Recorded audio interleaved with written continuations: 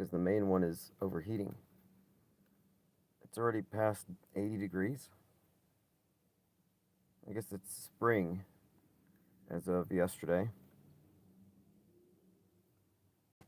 So back to that old issue of the phone overheating. But my solution here is to work nights and avoid the worst of it. No commutes in the middle of the day. It's like that movie Falling Away with Michael Douglas when he abandons his car and he goes on a rampage. It's because he was hot and stuck in traffic. And his brain cooked. So the title of the stream, Death Clingers, Bloody Guardrails, and Misinformation Affecting Movies, are these 3 points I want to get to while I have a little bit of time. In our Discord server, we're having a conversation with a death clinger. Someone who can't let go of the idea that people die in psyops. And this is something that we've analyzed, we've unpacked, and it turns out actually killing people in staged events would be far more difficult, problematic, and unsustainable than what we're proposing here. They don't kill people in simulations, mass casualty simulations. They don't kill people in the making of horror movies. And what we're looking at here is just a category of simulation. It's a drill. It's a propaganda movie. And the reason why there's no whistleblowers is because there's no crime being committed.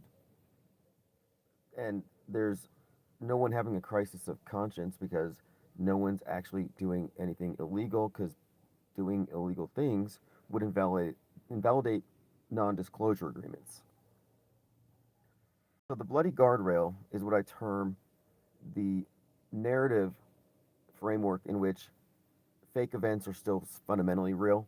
They're just mislabeled. And so instead of calling it fake, they see the blood, they see the death toll, and they immediately think it's real. They process it as real because it has a death toll. And I refer to them as clingers because they can't let go of it because they have this emotional charge attached to all these supposed atrocities, tragedies, terror attacks, and shootings. And if you look at how people respond to these things, they blame the other side, they dig in, they tribe up. So when you're looking at these things, you have to recognize that these are also in many ways like foundational sacrifices that bond the communities of those who consume the propaganda. So in a way, you're really upsetting their entire mental ecosystem by calling these things fake, because they've attained a real existence in the minds of these individuals, of the people who've been programmed. Not to mention there's the pride or the ego aspect where someone is being told that they were lied to, tricked, fooled, manipulated, and they responded like a puppet. Some people feel a little shame about that, which you shouldn't. If you think people died in psyops, it's because you've been conditioned to believe that, and what we're bringing up is relatively new. The existence of simulations, as opposed to blood sacrifices or actual murders by black ops, that went away post Sandy Hook. Shout out to Robbie, because that Joker grin gave you a portal, a little glimpse into behind the curtain. And that's a paradigm shock if you process it right.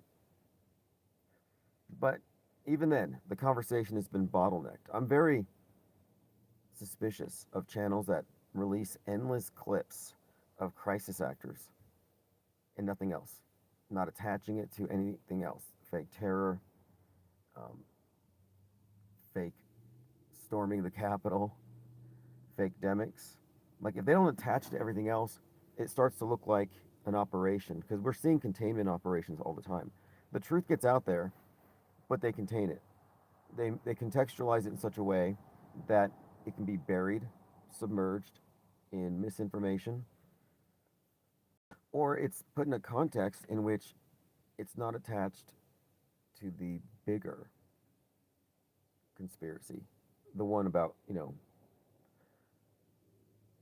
hijacking the mass mind through the implementation of a singular universal paradigm, basically a Truman Show. That's the operating system that people have. We've been given this internal Truman Show. But that doesn't get exposed if people aren't putting these fake events into context and describing the enormity of what goes into simulating an event portrayed in the news as real, which then becomes part of our shared history. We're talking about prefabricated history being implemented every day and how it becomes permanent. So we're watching the process. This is the real conspiracy that the conspiracy theorists tend to miss. So they'll say, yeah, he really got fake killed. It wasn't a real death, but it's because he went into witness protection. That's the story about Charlie Kirk now. He's in witness protection. So they solved the problem. The people who know it was squibbed are now led into this other storyline where he had to hide from the radical left. So it maintains the structure of the world stage and explains his exit.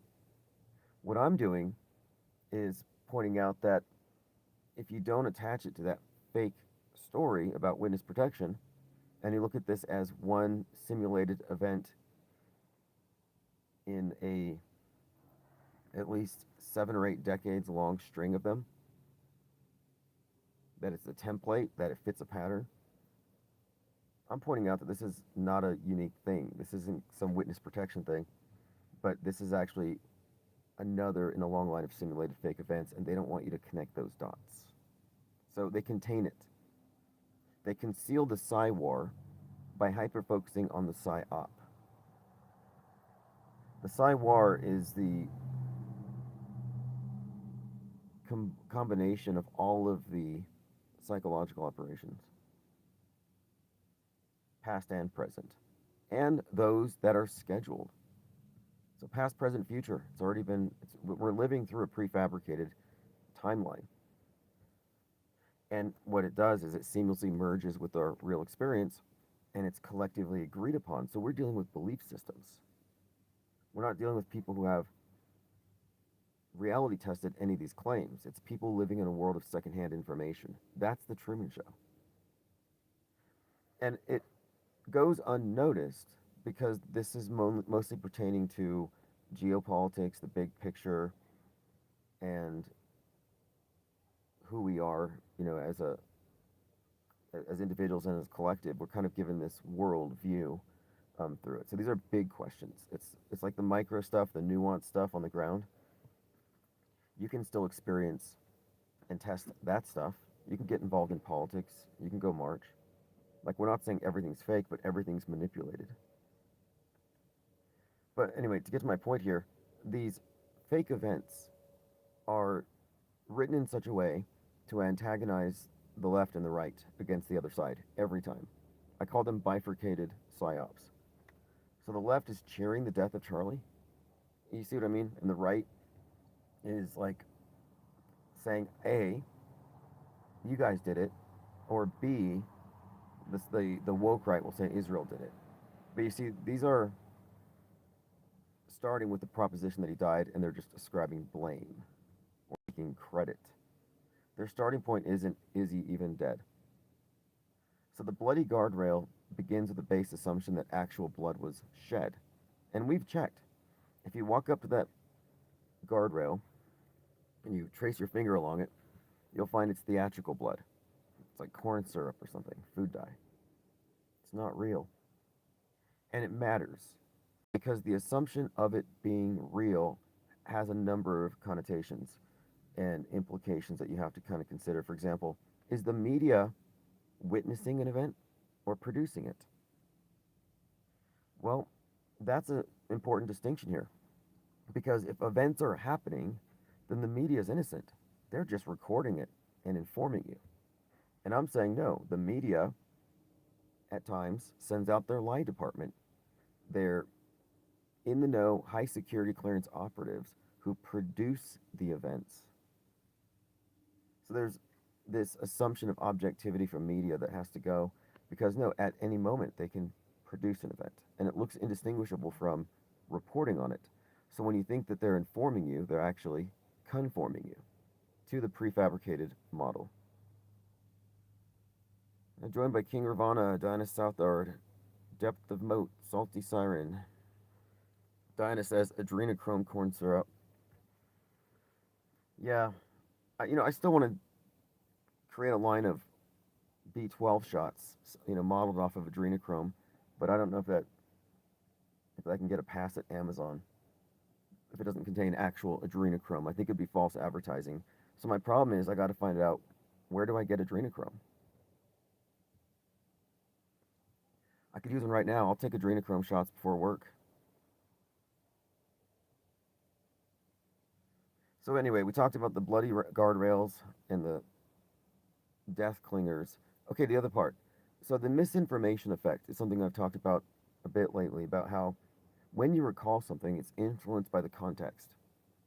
And when somebody asks you a question in a loaded way, like, do you remember that, or was it this? A or B? Like the way the Mandela effects are structured, that style of questioning actually brings up the memory and then contradicts it. So you're gaslit. You have a little confusion, cognitive dissonance. And the prompting of the alternate version involuntarily creates it in your imagination. That's the starting point. Now, when the misinformation effect is taken into account, this is about how what was prompted and what was actually imagined or remembered. So the imagined thing and the remembered thing, they get combined and they go into the same filing cabinet. So that's how false memories are created. So the next time you create it, you either have cognitive dissonance and a sense of ambiguity, or you just pick a side. You're like, yeah, you know what? It was the other way. That relieves the sense of dissonance, cathartic release, and then you have a sense of certainty now.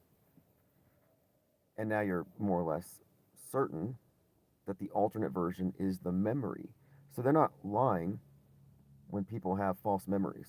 They're actually just responding to a manipulated memory that's been replaced in their mind's filing cabinet.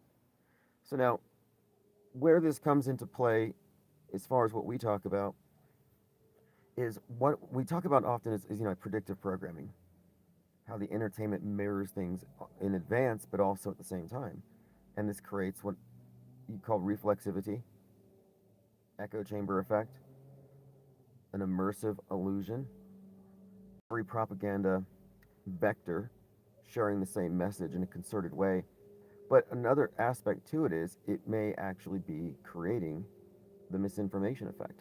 So, for example, you're watching a movie about something that's going to happen soon, and you don't know it, but all the key elements are there. Now, in your memory, you have a basis for comparison. So then you watch something on TV, on the news, and it happens to eerily, in a very similar overall way, echoes something that you've already seen before. And I'm suggesting that this might actually constitute a form of misinformation effect. The associations. I mean, this is why I think you have the characterization of Luigi Mangione as Joker. And the Joker movie actually had a lot of elements that showed up in the Luigi case. Even the people dressing up like him. The kill the rich thing. But we've discussed these things quite a lot, but how even the Wicked movie, Wicked 1, Wicked 2, For Good, the second part of Wicked was 100% anti-ICE. And it came out before the big anti-ICE protests. And I already identified the Wicked Witch as representing Antifa and the Wizard of Oz as Trump. Well, in the second part, she's rescuing the talking animals from the wizard's cops who are trying to deport them. And of course, For Good, Renee Good, that's all 100% alignment. But again, my point of it is the movies, the programming, it's likely there to also create this misinformation effect, because when people remember an event, they're not recalling a list of specific details and headlines. They're talking big story, like when the terrorists attacked. And when they're making these sweeping statements that are kind of vague, they're more or less telling stories in broad strokes. And I think the stories we tell about news events are also tracking along with the stories that we experience in fiction, which is really just propaganda disguised as entertainment. So they're giving you frameworks through which to interpret future events and which will actually color your experience of it and your recall of it. They're giving you a context.